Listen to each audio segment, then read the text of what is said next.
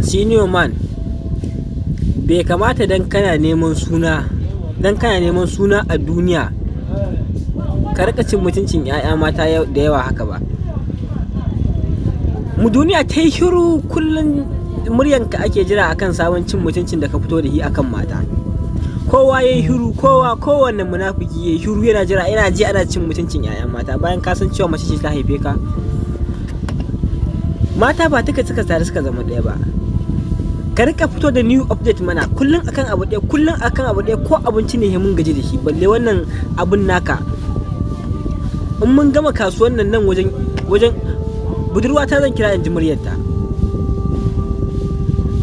amma kai baka da aiki, kullum kwanan duniya sai cin mutuncinsu da cin zarafinsu.